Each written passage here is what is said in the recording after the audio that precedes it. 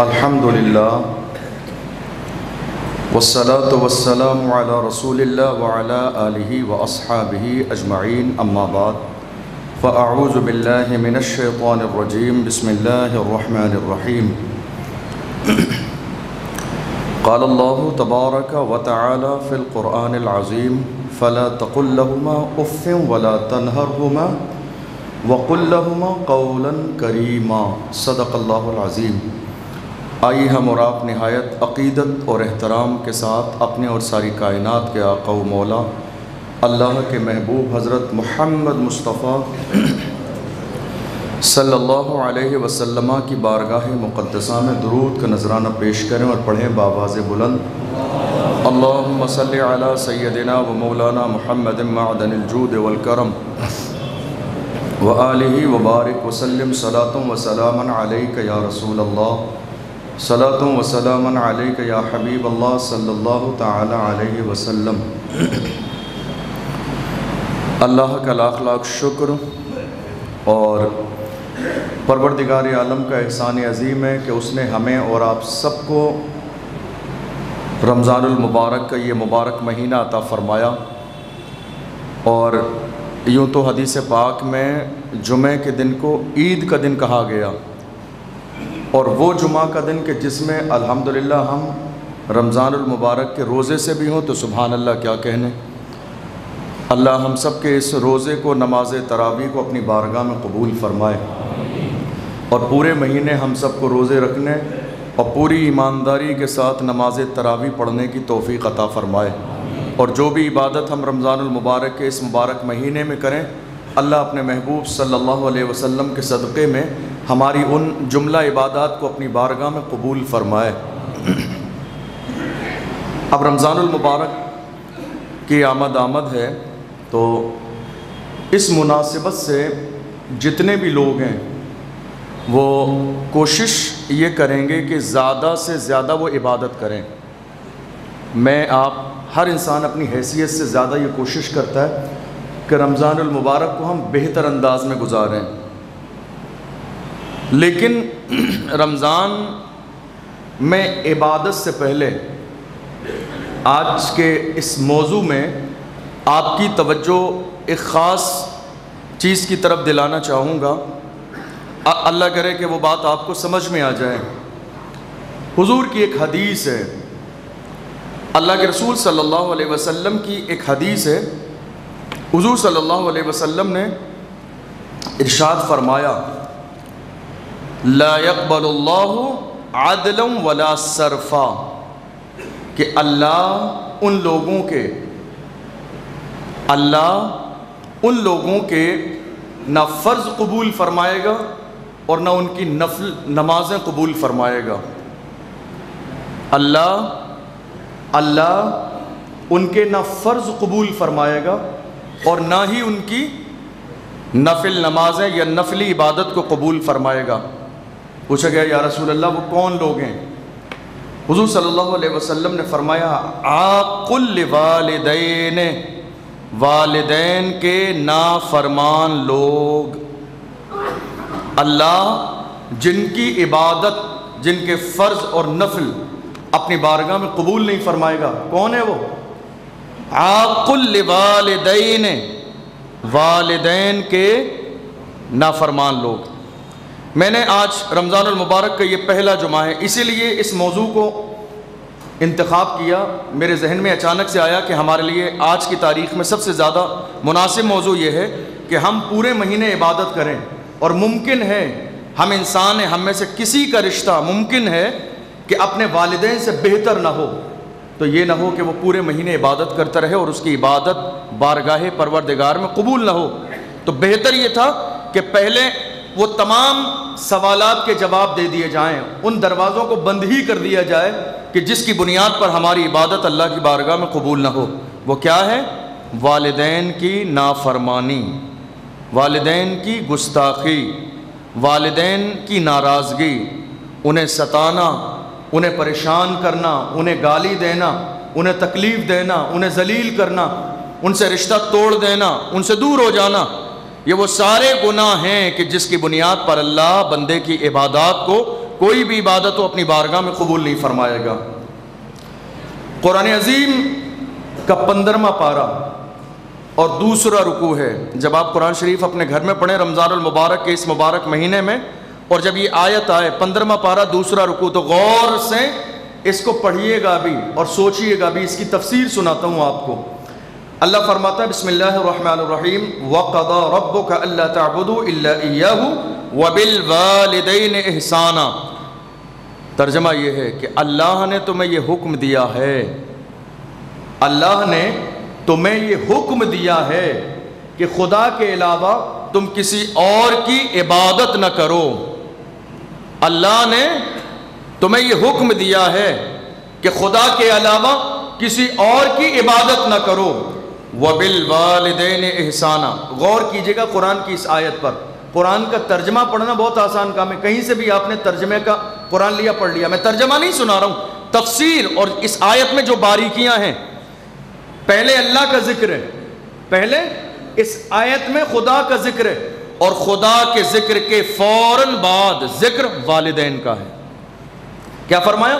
وَقَضَى رَبُّكَ أَلَّا تَعْبُدُوا إِلَّا إِيَّاهُ وَبِالْوَالِدَيْنِ إِحْسَانًا، کہ اے لوگو خدا کے علاوہ کسی اور کی عبادت نہ کرو اور دنیا میں اپنے والدین سے بہتر سلوک کرو۔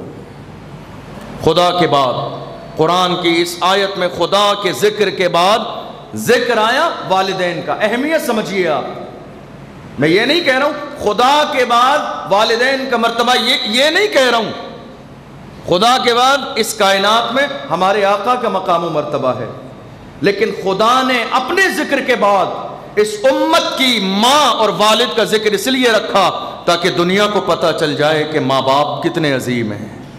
وَبِالْوَالِدَيْنِ إِحْسَانًا، ماں باپ کے ساتھ بہترین سلوک کرو۔ اس کے بعد فرمایا خاص بات یہ ہے، فرمایا اِمَّا يَبْلُغَنَّ عِنْدَكَ الْكِبَرَ أَحَدُهُمَا أَوْ كِلَاهُمَا فَلَا تَقُلْ لَهُمَا أُفٍّ وَلَا تَنْهَرْهُمَا۔ فرمایا ان دونوں میں سے یا دونوں جب بڑھاپے کو پہنچ جائیں، کیا فرمایا؟ اما یبلغن عندک الکبر احدهما او کلاهما، ان دونوں میں سے دونوں یا ایک جب بڑھاپے کو پہنچ جائیں تو فرمایا فلا تقل لهما اف، تو ان سے اف بھی مت کرو۔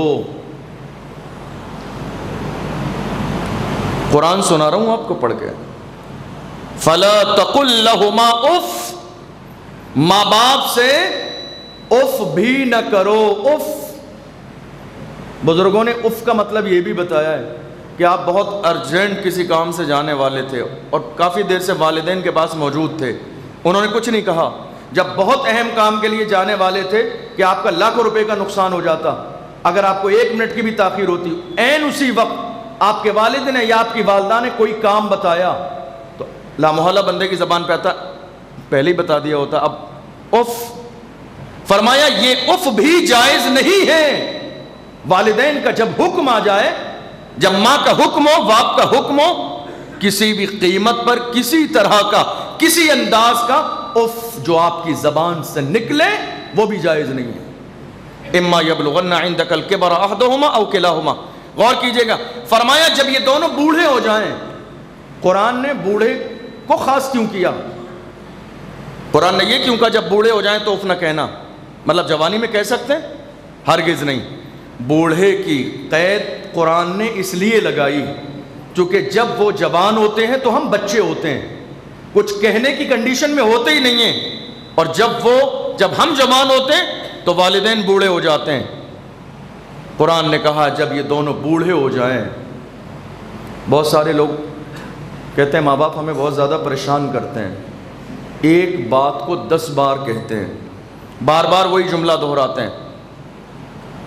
قرآن عظیم میں سورہ یاسین پڑھی ہوگی آپ نے، اب دوبارہ جب پڑھیے تو اس جملے پر غور کیجئے گا۔ قرآن میں یاسین شریف میں وَمَن نُعَمِّرْهُ نُنَكِّسْهُ فِي الْخَلْقِ، کہ جب ماں باپ کی عمر زیادہ ہو جائے، جب وہ بوڑھا ہو جائے، وَمَن نُعَمِّرْهُ، جب وہ بوڑھا ہو جائے، عمر زیادہ ہو جائے، نُنَكِّسُهُ فِي الْخَلْقِ، تو ہم اس کو بچپن کی طرف لوٹا دیتے ہیں، مزاج بچپن کی طرح ہو جاتا ہے، باتیں کبھی بچپن کی طرح ہو جاتی ہیں، ضد کبھی بچپن کی طرح ہو جاتی ہے، لیکن یہ ہمارے لیے باعث شرمندگی نہیں ہے۔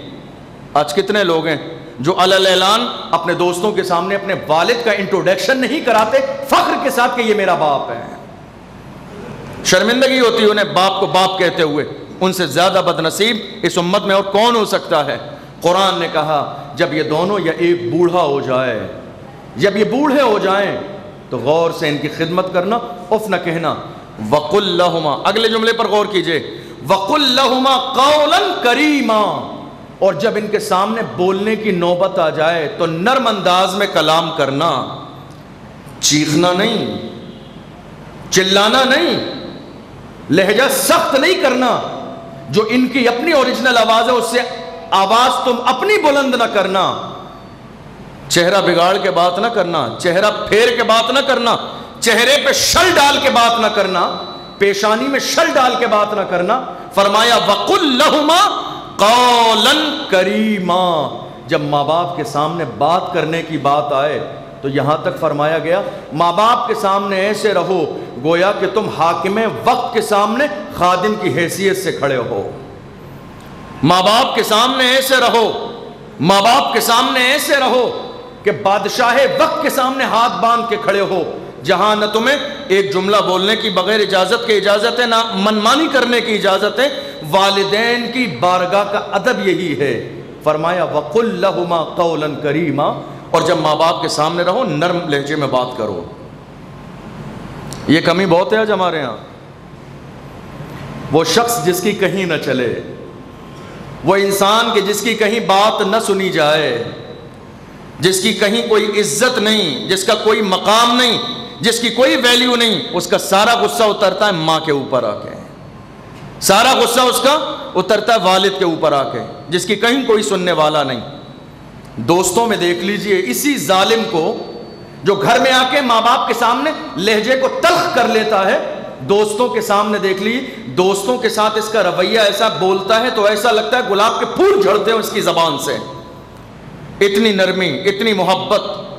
ذرا سی بات پر دوستوں سے لفظ سوری کہہ کے ہاتھ جوڑ کے معافی مانگ لینا تاکہ رشتہ دوست سے ٹوٹ نہ جائے، سلامت رہے۔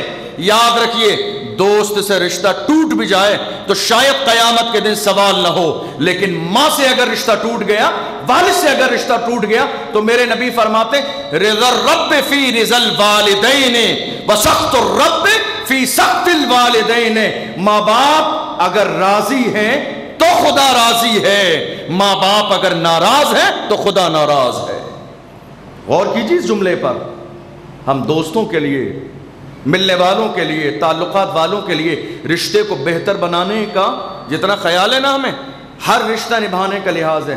نہیں رمضان میں دوستوں کو افطاری پر بلانا یہ بھی ہمیں خیال ہے، کسی کو گفٹ دینا یہ بھی خیال ہے، ہمارے کون سے دوست کی کیا پسند ہے ہمیں یہ بھی خیال ہے۔ لیکن افسوس، صد افسوس کہ ہمارے اپنے نوجوانوں کو آج تک یہ معلوم نہیں کہ ان کی ماں کو کیا پسند ہے، ان کے والد کو کیا پسند ہے۔ سارے دوستوں کی پسند کا علم ہے آپ کو، بیوی کا پسند یاد ہے، بچوں کی پسند یاد ہے۔ قرآن کی اس آیت کا اور احادیث صحیحہ کا مفہوم یہ ہے کہ ایک انسان پر زندگی میں جتنے حقوق ہیں، چاہے وہ رشتہ داروں کے ہوں، وہ بھائی کے ہوں، وہ بہن کے ہوں، وہ بیوی کے ہوں، یا وہ بچوں کے ہوں، سسرال والے کے ہوں، دوستوں کے ہوں، احباب کے ہوں، اس امت میں اللہ و رسول کے بعد ایک مومن پر جتنے حقوق ہیں ان سب میں پہلا حق ماں کا ہے۔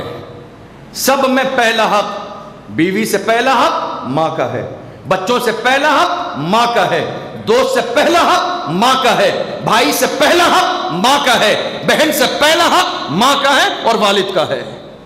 اس امت میں اللہ و رسول کے حکم کے بعد اور اللہ و رسول کے حق کے بعد ایک ایمان والے پر پہلا حق اس کی ماں اور باپ کا ہے، اور اگر وہ اس چیز کو ادا نہیں کرتا ہے تو یاد رکھیے گا اس کے لیے بدنصیبی ہے۔ قرآن نے کہا وَقُلْ لَهُمَا قَوْلًا كَرِيمًا، جب ماں باپ کے سامنے بات کرنے کی نوبت آئے تو نرم لہجے میں بات کرو، نرم لہجے میں بات کرو۔ نرم لہجے کا آپ جانتے ہو حکم کیوں دیا گیا؟ نرم لہجے کا حکم اس لیے دیا گیا چونکہ اللہ کے رسول صلی اللہ علیہ وسلم نے ارشاد فرمایا کما تدین و تدان، صرف 2 جملے حدیث ہے، فرمایا کما تدین و تدان، کما تدین و تدان، ترجمہ کیا ہے؟ تم جیسا اپنے والدین کے ساتھ کرو گے. پہلے کہا گیا قرآن میں نرمی سے بات کرو، چلانا نہیں، جھڑکنا نہیں، گالی نہیں دینا، ستانا نہیں، ظلم نہیں کرنا، رلانا نہیں، پریشان نہیں کرنا، ٹینشن نہیں دینا.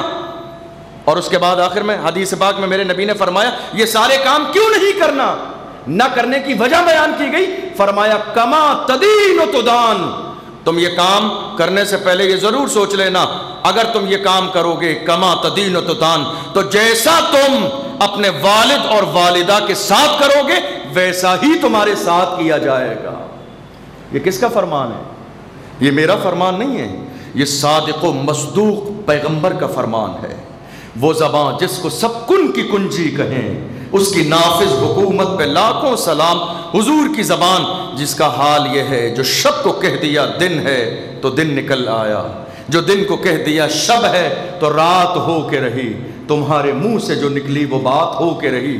پیغمبر نے فرمایا کما تدین و تدان، تم جیسا اپنے والدین کے ساتھ کرو گے ویسا ہی تمہارے ساتھ کیا جائے گا. اور آگے چل کے ایک بات سن لیجئے، دنیا کے بے شمار گناہ ہیں، دنیا کے بے شمار گناہ ہیں جو انسان اپنی زندگی میں کرتا ہے. ان میں سے بے شمار گناہوں کا جو عذاب ہے، جو سزا ہے وہ مرنے کے بعد ملے گی. بے شمار گناہ ایسے ہیں، بے شمار گناہ ایسے ہیں کہ انسان دنیا میں کرتا ہے مگر سزا دنیا میں نہیں ملتی ہے، سزا ملے گی مرنے کے بعد. لیکن والدین کی نافرمانی ایک ایسا گناہ ہے مرنے کے بعد تو سزا ملے گی ہی مگر بدلہ دنیا ہی میں ملے گا. اس بات کو یاد رکھیے گا، سزا مرنے کے بعد ملے گی لیکن جیسا اپنے ماں باپ کے ساتھ سلوک کیا ہے حضور نے فرمایا کما تدین و تدان، جیسا کرو گے اپنے ماں باپ کے ساتھ ویسا ہی دنیا میں تمہارے ساتھ کیا جائے گا. قرآن نے کہا وَقُلْ لَهُمَا قَوْلًا كَرِيمًا. آج کچھ لوگ ایسے بھی ہیں جو ماں باپ کی نافرمانی تو نہیں کرتے، کھلاتے تو ہیں، پلاتے تو ہیں، گھر میں تو رکھتے ہیں، لیکن کئی بار ایسا ہوتا ہے غصہ آنے پر سارا غصہ ماں باپ پر ہی اتارتے ہیں. بات سمجھ آ رہی ہے؟ اور وہ اس دھوکے میں ہے کہ نہیں صاحب ماں باپ ہمارے ساتھ رہتے ہیں، ہمارے گھر میں رہتے ہیں، ہم کھلاتے بھی ہیں، پلاتے بھی ہیں، علاج بھی کراتے ہیں، پہننے کے لیے کپڑا بھی دیتے ہیں، لہٰذا ہم ماں باپ کے نافرمان نہیں. اور جب بھی غصہ آ جاتا ہے تلخ لہجے میں ماں باپ پر چلاتے بھی ہیں، برے انداز میں بات کرتے ہیں، چہرہ بگاڑ لیتے ہیں. یہ سارا جو ان کا سلوک ہے ماں باپ کے سامنے چلانے اور چیخنے کے بعد ان کے لہجے کے سامنے جو ہے اپنے لہجے کو بلند کرنے والے لوگ کھلانے پلانے کے بعد یہ نہ سوچیں کہ وہ ان کے فرما بردار ہیں، ہرگز نہیں. ایک جملہ ایسا جو ماں باپ کی شان میں گستاخی ہو کرنے والا بندہ ہے، کھلانا پلانا اس کا کوئی فائدے کا نہیں ہے. قرآن کہتا وَقُلْ لَهُمَا قَوْلًا كَرِيمًا، جب ماں باپ کے سامنے جاؤ تو تمہارا لہجہ اتنا نرم ہو کہ دنیا کو پتہ چل جائے کہ آقا کے سامنے ایک غلام کھڑا ہوا ہے. تمہارا لہجہ، تمہارا انداز. اور یہاں تک فرمایا گیا جب ماں باپ تمہارے روم میں آئیں تو ایسا نہیں لیٹے ہو تو لیٹے رہو، احترام یہ ہے کہ ہاتھ باندھ کے کھڑے ہو جاؤ. جب ان کے ساتھ چلنے کا موقع ملے تو ماں باپ آگے چلے، تمہاری ذمہ داری یہ ہے کہ تمہارے قدم ان کے پیچھے رہیں. جب ماں باپ سے تم بات کرنے لگو تو ماں باپ کو روکو نہیں، ان سے زیادہ نہ بولو بلکہ ان کے سامنے ہاتھ باندھ کے سننے کا کام کرو. حالانکہ یہ مشکل کام ہے موجودہ دور کے اعتبار سے، کیونکہ ہر شخص تو اپنی فضیلت سناتا ہے، ہر شخص کی اپنی فضیلت ہے، میں یہ ہوں، سننے والا کام کوئی نہیں کرتا ہے. لیکن یاد رکھیے جہاں ماں باپ سامنے ہو وہاں سننے والا کام کریں. اور ایک اہم بات، ماں باپ کی عادت ہوتی ہے ایک بات کو کئی بار بتانے کی. فرمایا گیا حدیث کے اندر اگر ماں باپ ایک بات کو 10ویں بار بھی بتائیں تو اس بات کو اتنی توجہ سے سنو گویا کہ تم پہلی بار سن رہے ہو. احترام ہے یہ ماں باپ کا. اگر وہ 9 بار 10 بار 15 بار کوئی بات بتائیں، ہر بار ہاتھ باندھ کر ان کی بات ایسے سنو گویا کہ تم ان کی بات پہلی بار سن رہے ہو، اتنی توجہ کے ساتھ، اتنے احترام کے ساتھ. حالانکہ ہوتا یہ ہے کہ ہمارے ماں باپ ایک سے دوسری بار اگر کوئی بات کہتے ہیں تو ہم انہیں چلا دیتے ہیں کہ بار بار بات سمجھ آ رہی؟ خیال کیجئے اس بات پر، اگر آپ یہ چاہتے ہیں کہ آپ کے ساتھ آپ کی اولاد ایسا نہ کرے، آپ کے ساتھ آپ کی اولاد بدسلوکی نہ کرے، چونکہ یہ میرا فرمان نہیں، میں نے یہ قرآن و حدیث اسی لیے رکھا ہے، حالانکہ یہ جو حدیثیں میں سنا رہا ہوں مجھے زبان نہیں یاد ہے، سال بھر جلسے میں ہندوستان بھر میں تقریروں میں یہ حدیثیں سناتا ہوں، لیکن میں نے یہ قرآن اور یہ حدیثیں سامنے اس لیے رکھی ہیں تاکہ کسی کو یہ احساس نہ ہو کہ علماء اکرام اپنی طرف سے کچھ نہ کچھ اضافہ کر دیتے ہیں۔ اضافہ کچھ نہیں ہے، جتنا مقام ہے اتنا تو ہم بتا بھی نہیں سکتے، قرآن میں حدیث میں ماں کا جتنا مقام ہے ہم بتا بھی نہیں سکتے۔ جسٹ اس کے بعد اگلی آیت ہے وَخْفِضْ لَهُمَا جَنَاحَ الذُّلِّ مِنَ الرَّحْمَةِ وَقُلْ رَبِّ ارْحَمْهُمَا كَمَا رَبَّيَانِي صَغِيرًا، اور فرمایا اپنے والدین کے لیے رحمت والے پر بچھا دو، ان کے ساتھ بیٹھو، بات کرو، ان کی پسند ناپسند کا خیال کرو، ان کا مزاج سمجھو، ان کی خواہشات کے بارے میں غور کرو، یہ نوبت نہ آنے دو کہ انہیں کوئی ضرورت ہو تو وہ زبان سے سوال کرے، یہ نوبت نہ آنے دو اپنے ماں باپ کو، اس سے پہلے لا کے وہ چیز ان کے قدموں میں ڈال دو، اس لیے کہ تم جو بھی ہو یہ ان کے قدموں کی برکت ہے، تم جو بھی ہو، تم ڈاکٹر ہو، انجینئر ہو، پروفیسر ہو، حضرت ہو، حضور ہو، تم جو بھی ہو ان کے قدموں کی برکت ہے، یہ ہیں تو تمہاری زندگی میں بہاریں ہیں، یہ ہیں تو تمہاری زندگی میں خوشیاں ہیں، یہ ہیں تو تمہاری زندگی میں عزت ہے، وہ دن تمہاری زندگی میں آئے گا جب یہ زندہ اور سلامت نہ ہوں گے، ان کا چہرہ تمہاری نگاہوں کے سامنے نہ ہوگا، ان کے چہرے کی شان یہ ہے، میرے نبی نے فرمایا جس نے محبت سے ماں کے چہرے کو ایک بار دیکھا اللہ اسے ایک مقبول حج کا ثواب عطا فرماتا ہے، جس نے محبت سے ایک بار محبت سے ایک بار اپنے ماں باپ کے چہرے کو دیکھا اللہ اسے ایک مقبول حج، ہم اور آپ حج کرنے جاتے ہیں کوئی گارنٹی نہیں ہے وہ قبول ہوا یا قبول نہیں ہوا، لیکن ماں باپ کے بارے میں حدیث میں فرمایا گیا ایک بار محبت سے ان کے چہرے کو دیکھو گے تو حال یہ ہوگا کہ اللہ تمہیں ایک مقبول حج کا ثواب عطا فرمائے گا۔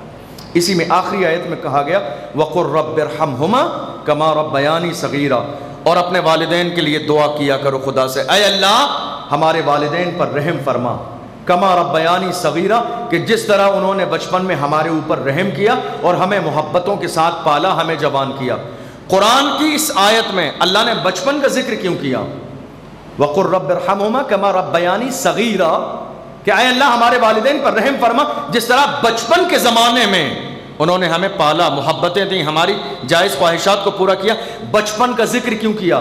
بچپن کا ذکر دراصل قرآن کی اس آیت میں اس لیے کیا کہ جو لوگ اپنے آپ کو بڑا سمجھنے لگیں، جن کے دل و دماغ میں تکبر آ جائے ماں باپ کے سامنے، بچپن کا ذکر اس لیے کیا گیا کہ اے غافل انسان، تکبر کرنے والے، یاد کر اس وقت کو کہ جب تیری زبان میں حرکت نہ تھی، جب تیرے ہاتھوں میں پکڑنے کی صلاحیت نہ تھی، جب تیرے پیروں میں چلنے کی صلاحیت نہ تھی، جب بھوک لگنے کے اوقات میں، وقت میں تیری زبان میں یہ سکت نہ تھی کہ تو اپنی خواہش کو ظاہر کر دے کہ تو بھوکا ہے، تو یہ ماں تھی جو تیرے چہرے کو دیکھ کے سمجھ جاتی تھی کہ تجھے بھوک لگی ہے۔ قرآن نے ذکر کیا 15ویں پارے میں، اس کی اگر میں تفصیل کروں تو بہت سارا وقت اس کے لیے درکار ہے۔ کچھ حدیثیں میں آپ کو سناؤں جس کو میں نے کوٹ کیا ہے۔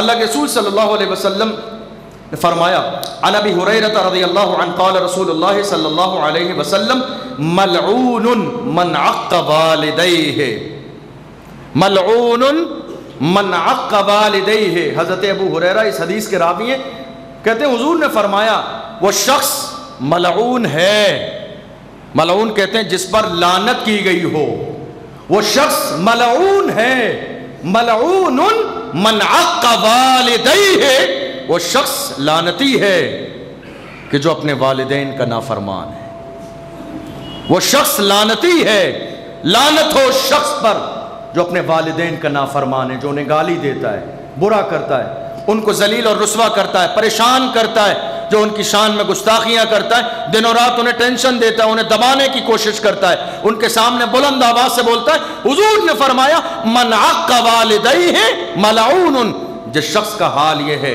جو اپنے ماں باپ کا نافرمان ہے اس پر لعنت ہو۔ ایک دوسری حدیث ہے عن ابن عمر رضی اللہ عنہ قال قال رسول اللہ صلی اللہ علیہ وسلم ثلاثة لا ينظر اللہ الیہم یوم القیامت العاق لوالدیہ والمدمن علی الخمر والمنان بما اعطى. صحاح ستہ جو کتابیں ان میں سے جو نسائی شریف ہے اس کی حدیث ہے.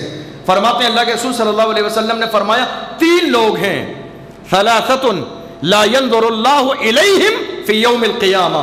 3 لوگ ایسے ہیں کہ جن کو اللہ قیامت کے دن دیکھے گا بھی نہیں. 3 لوگ ایسے ہیں کہ قیامت کے دن اللہ جن کی طرف توجہ نہیں فرمائے گا, نظر رحمت نہیں فرمائے گا, جن کی طرف خدا دیکھے گا بھی نہیں.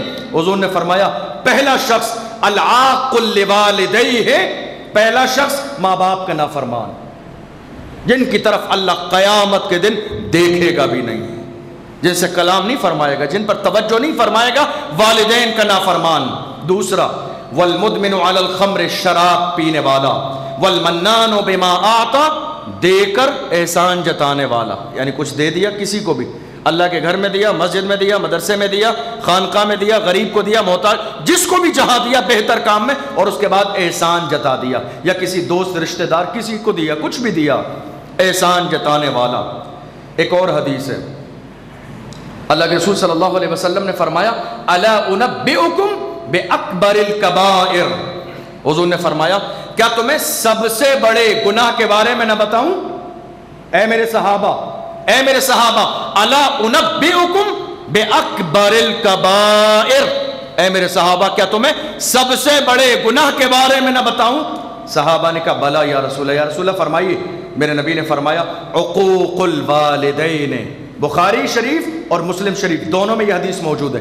میرے نبی نے فرمایا عقوق الوالدین, سب سے بڑا گناہ ہے ماں باپ کی نافرمانی کرنا. سب سے بڑا گناہ ہے ماں باپ کو ستانا, سب سے بڑا گناہ ہے. حضور نے فرمایا کیا تمہیں اس بات کی خبر نہ دوں کہ سب سے بڑا گناہ کیا ہے؟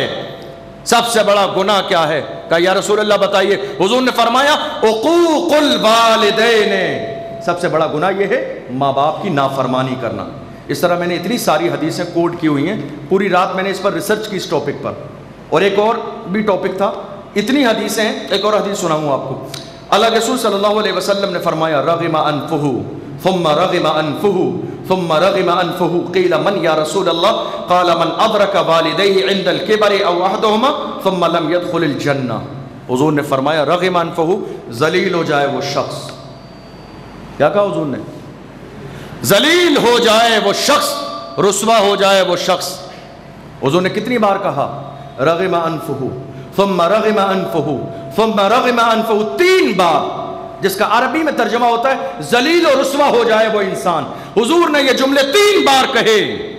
ماں باپ کو چھوڑنے والا, ان سے رشتہ توڑنے والا, ان سے دور رہنے والا, سلام کلام نہ کرنے والا, ان کی شان میں گستاخی کرنے والا, انہیں ستانے والا, پریشان کرنے والا.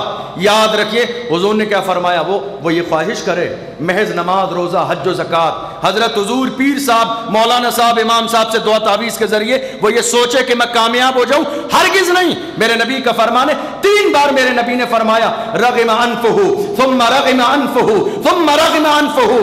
میرے نبی نے فرمایا ذلیل ہو جائے وہ انسان, ذلیل و رسوا ہو وہ انسان, ذلیل و رسوا ہو وہ انسان.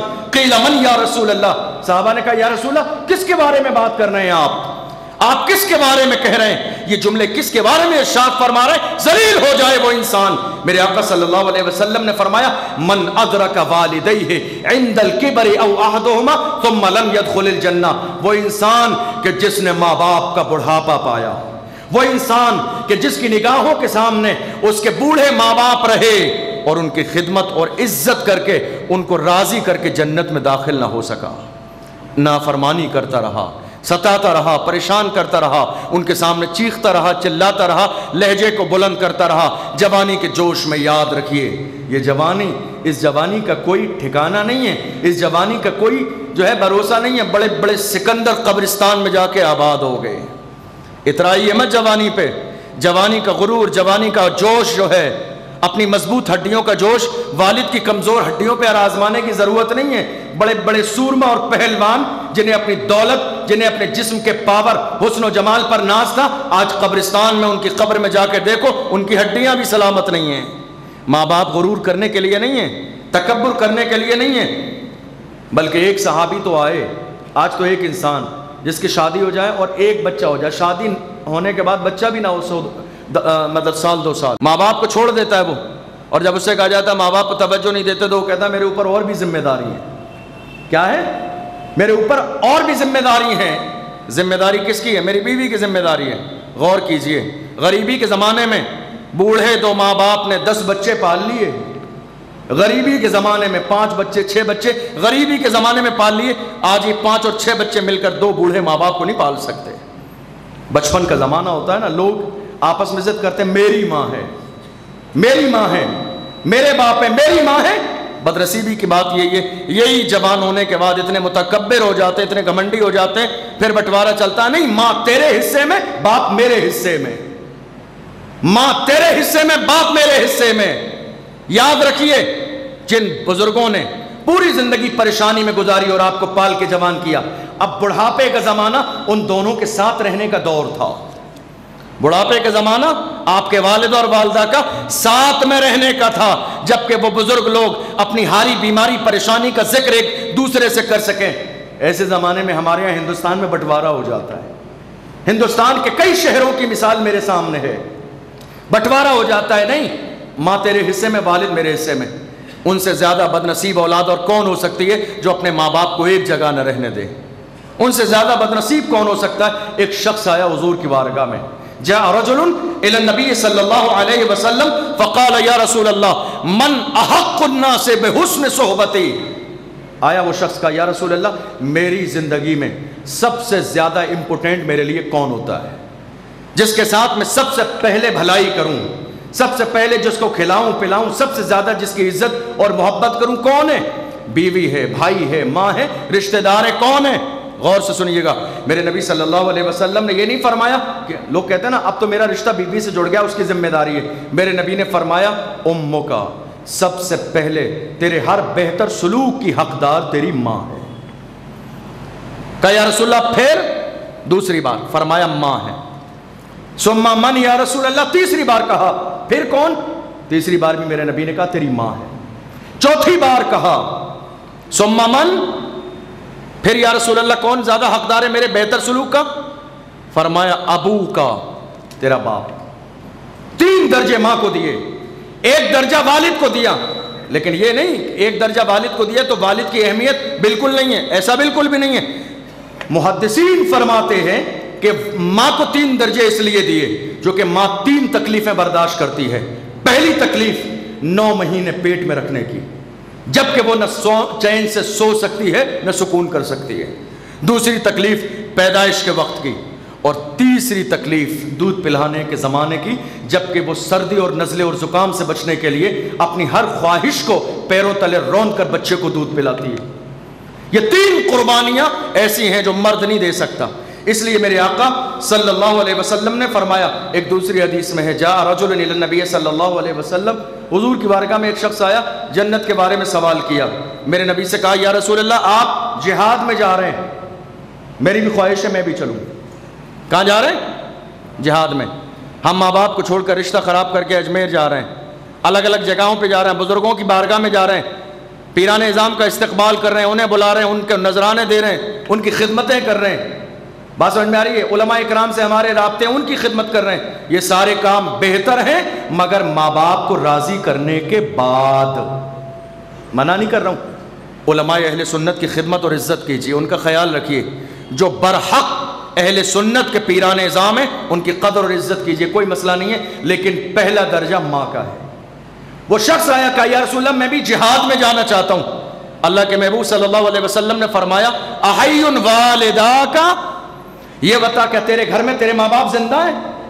جہاد میں جانے والے یہ بتا کیا تیرے گھر میں تیرے ماں باپ زندہ ہیں؟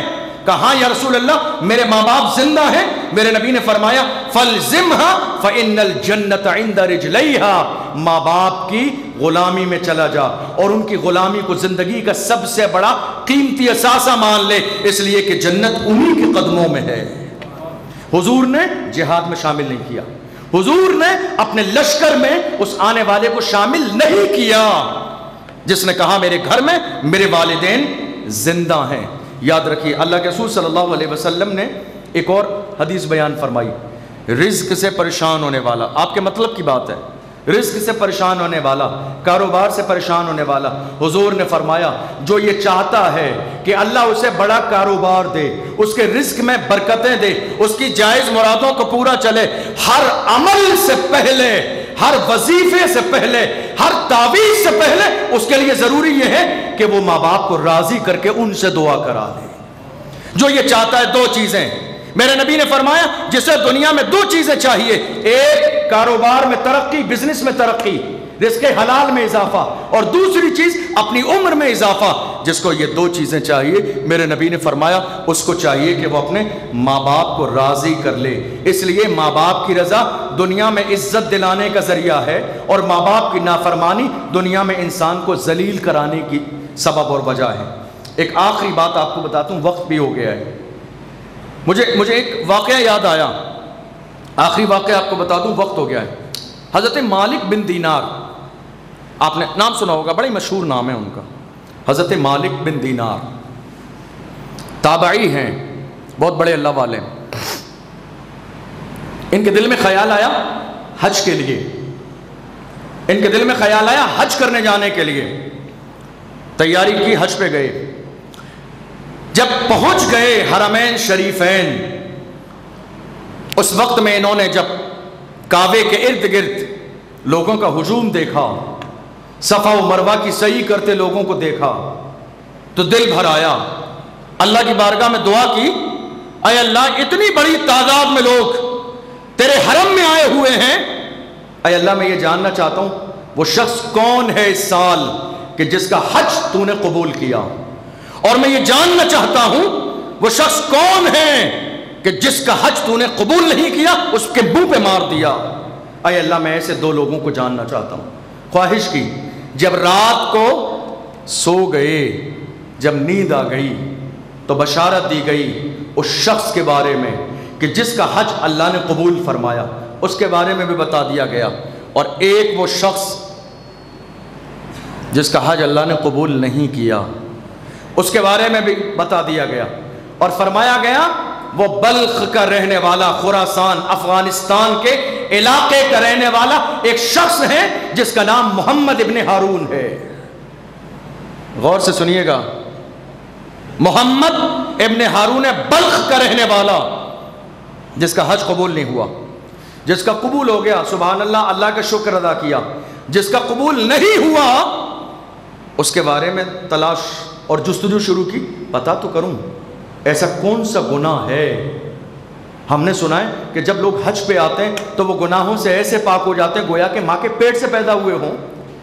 پھر ایسا کون سا گناہ ہے کہ یہاں آنے کے باوجود بھی اللہ نے اس کا نہ حج قبول کیا اور نہ ہی اس کے آنے کو قبول کیا۔ گئے بلخ کے رہنے والے لوگوں سے جا کے عرفات کے میدان میں پتہ کیا، یہ بتاؤ یہاں کوئی بلخ کا رہنے والا محمد ابن ہارون نام کا شخص ہے؟ لوگ نام سن کے کھڑے ہو گئے احترام میں۔ ہمارے درمیان رہنے والا وہ تو اللہ کا اتنا مقدس ولی ہے جس کو 40 سال ہو گئے پوری سال روزہ رکھتے ہوئے، 40 سال کا زمانہ ہو گیا پوری سال روزے رکھتے ہوئے۔ محمد ابن ہارون ہمارے سماج کا وہ متقی انسان ہے جس کو 40 سال ہو گئے لگاتار حج کرتے ہوئے۔ محمد ابن ہارون وہ شخص ہے جس کو 40 سال ہو گئے اللہ کا ذکر کرتے ہوئے، تسبیح پڑھتے ہوئے۔ محمد ابن ہارون وہ شخص ہے جس کو 40 سال کا زمانہ گزر گیا جس نے دنیا نہیں دیکھی، جو صرف اللہ کا ذکر کرتا ہے۔ آپ حیرت میں، جو 40 سال سے قرآن کی تلاوت کر رہا ہو، جو 40 سال سے اللہ کو یاد کر رہا ہو، جو 40 سال سے حج کر رہا ہو، اور اللہ فرماتا اس کا حج قبول نہیں کیا، آخر وجہ کیا ہے؟ لوگوں سے کہا وہ رہتا کہاں ہے؟ لوگوں نے کہا اس جگہ پہ تھوڑا سا چند قدم آگے جائیے، اس کا خیمہ لگا ہوا ہے، عبادت میں بزی ہوگا۔ اس نے ملاقاتیں ایک زمانے سے بند کر دی، ملتا ہی نہیں لوگوں سے۔ آپ جانا چاہتے ہیں چلے جائیے۔ حضرت مالک بن دینار گئے، جانے کے بعد دیکھا وہ شخص عبادت میں مشغول تھا۔ جیسے عبادت سے فارغ ہوا محمد بن ہارون، حضرت مالک بن دینار کے چہرے کو دیکھ کر کہا کیا اس بار بھی اللہ نے میرا حج قبول نہیں کیا؟ دروازے پر مالک بن دینار کھڑے ہیں، اس کی جیسے ہی نظر پڑی فوراً اس نے کہا کیا اس بار بھی اللہ نے میرا حج قبول نہیں کیا؟ حضرت مالک بن دینار حیرت میں پڑ گئے، یہ شخص اتنا قابل ہے کہ میرے آنے کے مقصد کو بھی جانتا ہے اور وہ یہ بھی جانتا ہے میں کس ٹاپک پر بات کرنے کے لیے آیا ہوں۔ آپ اس کے قریب گئے، آپ نے فرمایا جب تجھے معلوم ہی ہے کہ میں بات یہ کرنے آیا ہوں تو مجھے بتا دے، مجھے خبر دے دے کہ آخر ایسا کون سا تیرا عمل ہے۔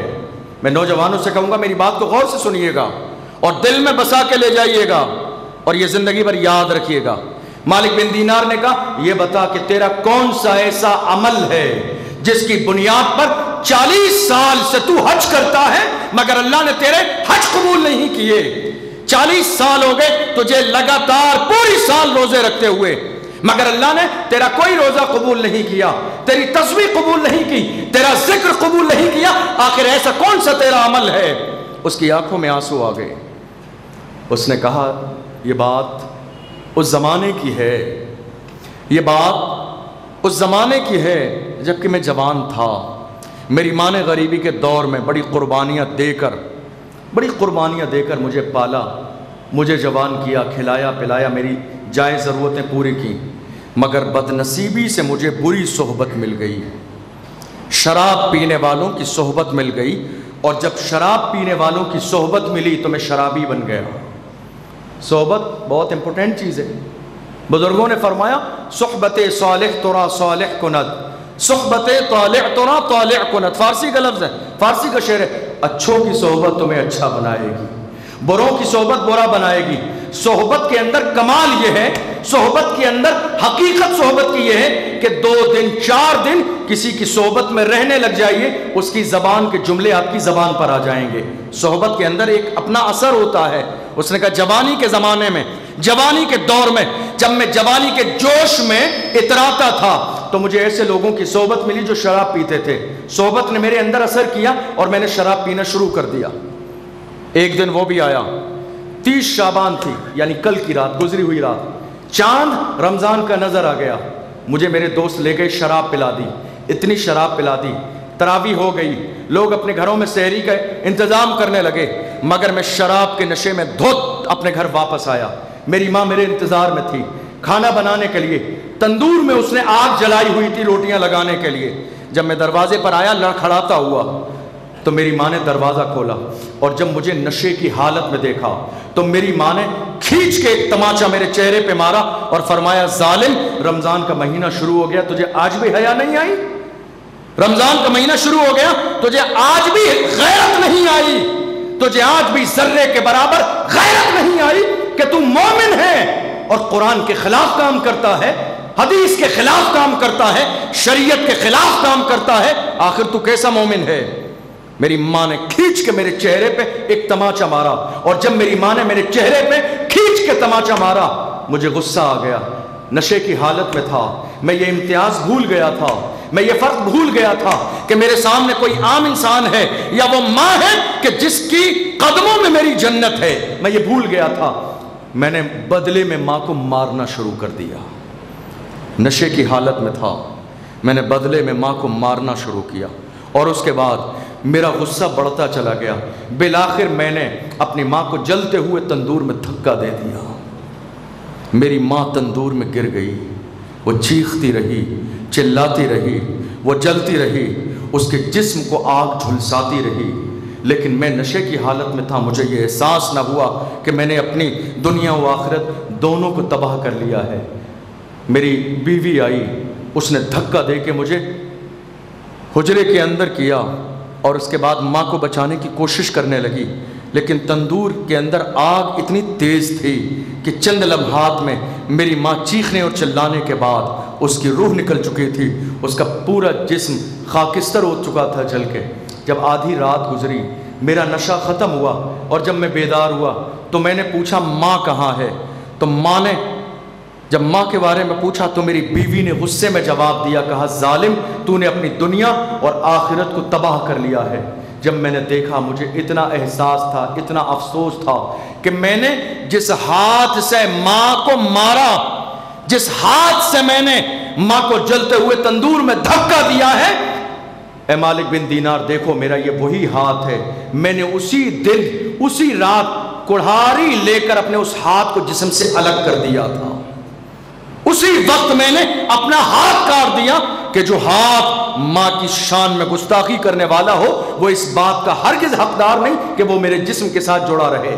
اور اس کے بعد میں نے سارا مال و دولت اللہ کی راہ میں خرچ کر دیا، اور آج تقریباً 40 سال ہو گئے۔ 40 سال سے میں ہر سال حج پہ آتا ہوں، پوری سال روزے رکھتا ہوں، قرآن پڑھتا ہوں، روتا رہتا ہوں، تہجد پڑھتا ہوں، اللہ کو راضی کرنے کی کوشش کرتا ہوں۔ 40 سال ہو گئے ماں کی شان میں گستاخی کی وجہ سے اللہ نے 40 حج کر لیے، مگر اللہ نے میرے ان 40 حجوں کو قبول نہیں کیا ہے۔ 40 حج ہو گئے، اللہ نے، میں نے 40 حج کر لیے مگر اللہ نے میرے ان 40 حجوں کو قبول نہیں کیا ہے۔ جب حج ہو جاتا ہے، حج ہونے کے فوراً بعد اللہ ہر سال کسی نہ کسی ولی کو بھیج دیتا ہے اور مجھے خبر کرا دیتا ہے ہارون تیرا حج قبول نہیں۔ 40 سال سے روزہ رکھ رہا ہوں مگر میرا روزہ قبول نہ ہوا۔ ذرا غور کریے، میں آپ سب سے کہہ رہا ہوں غور کیجئے۔ وہ لوگ وقت میں گنجائش نہیں ورنہ بہت کچھ بتاتا، وہ لوگ کہ جن کا رشتہ اپنے ماں باپ سے بہتر نہیں، وہ آج یہ عہد کر کے جائیں کہ اپنے ماں باپ سے رشتہ بہتر کر لیں۔ لوگ کہتے ہیں نا ہمارے ماں باپ ہم پر ظلم کرتے ہیں، ہمارے ماں باپ ہم پر، یہ بھی حدیث ہے، لوگ کہتے ہیں ہمارے ماں باپ ہم پر ظلم کرتے ہیں تو کیا کریں؟ میرے نبی سے کسی نے یہی کہا کہ یا رسول اللہ والدین میرے اوپر ظلم کرتے ہیں، میرے نبی نے فرمایا تیری جنت انہی کے قدموں میں ہے اگرچہ وہ ظلم کریں۔ تیری جنت، تیری نعمت، تیری بحالی، تیری عزت، تیری شان، تیرا پاور انہی کے قدموں میں ہے۔ حدیث کے الفاظ ہیں وَإِن ظَلَمَاهُ اگرچہ وہ تیرے اوپر ظلم کریں۔ ایک صحابی نے تو آ کے کہا ماں کو 7 بار کاندھوں میں بٹھا کے حج کرا دیا، گرمی کے زمانے میں حق ادا کر دیا ماں کا۔ سرکار جلال میں آگے فرمایا جب تیری ماں پیدا ہوئی تھی، جب تو پیدا ہوا تھا تو تیری ماں کو جو درد ذہ ہوتا ہے پیدائش کا درد، اس ایک لمحے کا بھی تو نے حق ادا نہیں کیا ہے۔ وہ لوگ جو 1000-2000 روپے مہینے پہ دے کے کہتے ہیں ماں کا حق ادا کر دیا، اس غلط انداز سے توبہ کیجئے۔ ماں باپ ہماری زندگی کا سب سے بڑا قیمتی سرمایہ اور اثاثہ ہیں، کوشش کیجئے کہ ہم ان کی عزت کریں، احترام کریں، اور یہ دعا کریں کہ اللہ ہمارے سروں پر ہمارے والدین کو جو ہے سائے کو دراز فرمائے۔ تقریر میری مکمل ہو گئی ہے۔ میں نے کل رات کو ایک اعلان کیا تھا ہمارے یہاں افطار کے وقت کے حوالے سے، ایک زمانے سے یہ غلط فہمی چل رہی تھی، آپ کو بتا دوں۔ ایک زمانے سے ہمارے یہاں انداز یہ تھا کہ جیسے ہی اذان ہوتی تھی افطار لوگ کرنے لگ جاتے تھے، ٹھیک ہے، اذان سننے کا حکم ہے حدیث پاک میں اور اس کے جواب دینے کا حکم ہے، اور یہاں تک حدیث میں ہے کہ جب اذان ہونے لگے اور لوگ اذان پر توجہ نہ دیں، دوسرے کاموں میں مشغول رہیں، تو اس بات کا خوف ہے کہ مرتے وقت میں انہیں کلمہ نصیب نہ ہو، اتنی سخت وعید ہے، ٹھیک ہے۔ تو ہمارے یہاں بھیلواڑہ شہر میں یہ طریقہ ایک زمانے سے رائج ہے کہ ہم اور آپ سارے لوگ افطار کا وقت ہوتا ہے نا تو پوری اذان سننے کے خواہش مند نہیں ہوتے ہیں، صرف ایک لائن کے۔ ہماری ضرورت مغرب میں ایک لائن ہوتی ہے، اللہ اکبر اللہ اکبر، بس ہم نے سن لیا، پتہ چل گیا افطار کا وقت ہو گیا، اب ہم اپنے گھر میں بیٹھ کے افطار کرنے لگے۔ باقی جو اذان ہے اس پوری اذان پر ہماری توجہ نہیں ہوتی ہے، بلکہ ہماری توجہ کہاں ہوتی ہے؟ افطاری پر۔ بات صحیح ہے؟ یا آپ لوگوں کی توجہ اذان پر ہی ہوتی ہے، افطاری پر نہیں ہوتی؟ افطاری پر ہی ہوتی ہے نا۔ ہماری توجہ صرف ایک بار اللہ اکبر پر ہوتی ہے کہ ہمیں علم ہو جائے کہ افطار کا وقت ہو گیا، اور اس کے بعد ہم افطار کرنے لگ جاتے ہیں۔ باقی پوری اذان ہوتی ہے تو ہماری توجہ اس پر نہیں ہوتی ہے، حتیٰ کہ آخری جملے پر ہم سوچتے ہیں چلو اذان ہو گئی۔ یاد رکھیے یہ طریقہ غیر مناسب ہے۔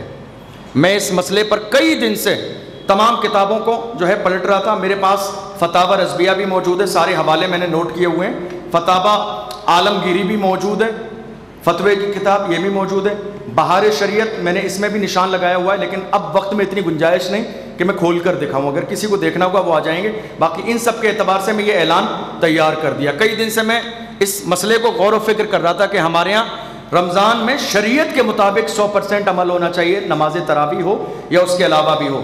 نماز تراویح کے بعد 11 بجے رات کے میں ان فتوے کی کتابوں کو کھولنے اور پڑھنے بیٹھا اس مسئلے کو حل کرنے کے لیے، اور سحری 10-15 منٹ میں کرنے کے بعد صبح 7 بجے تک، رات کے 11 بجے سے میں نے حدیث اور فتوے کی کتابیں پلٹی، تب جا کے اس مسئلے کا حل نکلا کئی دن کے بعد۔ وہ مسئلے کا حل یہ ہے کہ انشاءاللہ آج سے پورے شہر بھیلواڑہ میں انشاءاللہ افطار کا انداز یہ ہوگا کہ پہلے افطار کا وقت ہونے کے فوراً بعد، یاد رکھیے افطار کا تعلق اذان سے نہیں ہے، شاید آپ کے لیے یہ نئی بات ہو، ٹھیک ہے، یہ نئی بات ہو سکتی ہے آپ کے لیے۔ افطار کا تعلق اذان سے نہیں ہے، افطار کا تعلق سورج ڈوبنے سے ہے، جس کو غروب آفتاب کہتے ہیں۔ حدیثیں جتنی بھی ہیں ان ساری حدیثوں میں یہ حکم ہے جب سورج غروب ہو جائے، جب سورج ڈوب جائے تو افطار کر لو۔ کسی بھی حدیث میں اذان کا کہیں ذکر موجود نہیں ہے، اس لیے غور کیجئے، اگر اذان کا ذکر ہو کہ جب اذان ہو جائے تو افطار کرو، تو امتیاز صاحب تو پہلے ہی افطار کر لیتے ہیں، اذان تو بعد میں پڑھتے ہیں۔ اذان دینے والے جو لوگ ہیں، بات سمجھ آ رہی ہے آپ کو؟ یہ سوچنے والی بات ہے۔ اگر یہ شرط ہو کہ اذان پر افطار ہوگا، اس سے پہلے نہیں، تو جتنے بھی اذان دینے والے لوگ ہیں یہ بڑھیا سے آرام سے کھا لیتے ہیں اور اس کے بعد جا کے یہ اذان پڑھتے ہیں، تب تو سارے روزے گڑبڑ ہو جائیں گے۔ حکم شریعت یہ ہے، کسی بھی حدیث میں میرے علم کے مطابق کہیں یہ نہیں ہے اذان سن کے افطار کرو، نہیں، حدیث میں جب سورج ڈوب جائے، غروب آفتاب ہو جائے تو روزہ افطار کر لو۔ تو اب اس کا طریقہ کیا نکلے گا؟ طریقہ یہ نکلے گا، غروب آفتاب کے بعد جو افطار کا وقت متعین ہے اس کے فوراً بعد نائب امام صاحب مؤذن حضرات اپنی مسجد میں اذان دیں گے، ٹھیک ہے، جہاں سائرن لگے ہوئے ہیں وہ اپنے طور پر سائرن بجا دیں گے، اور جہاں نہیں ہے وہ اتنا تکلف نہ کریں، بڑی آسانی کے ساتھ۔ اور آپ دیکھیں گے ہمارے یہاں پورے یو پی کے اندر، آدھے ہندوستان میں یہی طریقہ رائج ہے۔ کیا ہوتا ہے؟ جیسے ہی وقت ہوا نائب امام صاحب نے الصلاۃ والسلام علیک یا رسول اللہ وعلی آلک واصحابک یا نور اللہ ایک بار پڑھ کے اعلان کر دیا افطار کا وقت ہو گیا ہے، آپ تمام لوگ افطار کر لیں۔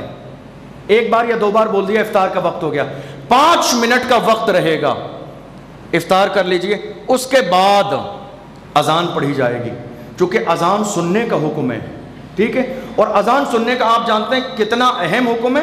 میں آپ کو چلتے چلتے ایک حوالہ دے ہی دوں تاکہ آپ کا دل مطمئن ہو جائے۔ یہ فتاوی عالمگیری ہے، ٹھیک ہے، فتاوی عالمگیری جس کا فتویٰ پوری دنیا میں چلتا ہے۔ اس فتاوی عالمگیری میں ہے کہ اذان کا حال یہ ہے کہ جب اذان ہونے لگے تو اذان کے درمیان اذان سننے والا بات نہ کرے، تمام کاموں کو چھوڑ دے، یہاں تک کہ اگر قرآن پڑھتا ہو، ٹھیک ہے، یہ لکھا ہوا ہے اس میں، اردو ہے، جس کو بھی قریب آ کے دیکھنا ہوگا نماز کے بعد دیکھ لیجئے گا۔ اگر قرآن پڑھتا ہو تو اذان کے وقت میں قرآن پڑھنا بھی چھوڑ دے۔ کیا ہے؟ اگر قرآن پڑھتا ہو تو اذان کے وقت میں قرآن پڑھنا بھی چھوڑ دے، اتنی دیر خاموش ہو جائے، اذان غور سے سنے اور اذان کا جواب دے۔ تو آپ ذرا غور کیجئے، بہت تفصیل ہے اس میں۔ جب اذان کے وقت میں قرآن پڑھنے والے کے لیے حکم ہے قرآن پڑھنا بند کر دے، قرآن پڑھنا بند کر دے، سلام نہ کرے، سلام کا جواب نہ دے، کھانا پینا بند کر دے، سارے کام چھوڑ دے جب اذان ہو۔ تو ایسے وقت میں ہمارے لیے جب قرآن پڑھنے کی اجازت نہیں ہے تو کھانا کہاں مناسب ہوگا؟ یہ بہت اہم اور باریک بات ہے جس کی طرف ایک زمانے سے توجہ نہیں دی گئی۔ میں نے رات کو شہر کے تمام علماء سے فون پر رابطہ کیا اور تمام لوگوں کے ذہن میں یہ بات ڈالی کہ ہمارے یہاں یہ طریقہ غیر مناسب ہے۔ 2-3 جگہ ایسی ہیں جہاں سائرن کا بھی انتظام ہے اپنے یہاں پہ، باقی اکثر جگہ پر اذان والا ہی ماحول تھا۔ تو میں نے تمام علماء اکرام کو اس بات کی طرف یاد دہانی کرائی اور الحمدللہ اس کے بعد ہم نے فجر میں اس اعلان کو فتوے کی شکل میں تیار بھی کیا اور اس کے بعد جو ہے شہر کے علماء کے اس پر دستخط بھی کرائے تاکہ سب لوگوں کی ایک رائے ہو، اختلاف نہ ہو، ٹھیک ہے۔ تیار میں نے کیا، لیکن آپ اس کو پڑھ لیجئے، غور کر لیجئے، آپ اس کی حمایت کرتے ہیں تو اس پر سگنیچر کیجئے۔ تمام علماء اکرام نے اس کو قبول بھی کیا اور آج شہر میں جمعے میں یا جمعے کے بعد سارا اعلان ہو جائے گا، ابھی نماز کے بعد اس کو سوشل میڈیا پر شیئر بھی کر دیا جائے گا۔ اس لیے یاد رکھیے آج سے انشاءاللہ جب افطار کا وقت ہوگا، امتیاز صاحب اعلان کریں گے افطار کا وقت ہو گیا، افطار کر لیں، اس کے 5 منٹ کے بعد اذان ہوگی۔ اذان آپ کو سننا بھی ہے اور جواب بھی دینا ہے، اذان کو کسی بھی انداز میں اگنور نہیں کرنا ہے۔ اللہ کرے کہ ہم سب کو اس پر عمل کی توفیق ملے۔